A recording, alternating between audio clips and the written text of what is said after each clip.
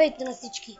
И това е документален епизод, който ще направя, в който искам да ви кажа, че ще започне нова поредица на Minecraft и на, не знам, може и на Need for Speed, на Counter-Strike, всякакви игри, които имам.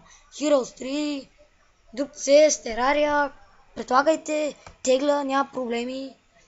Имам си, нали, хамачи за някои странни сървъри.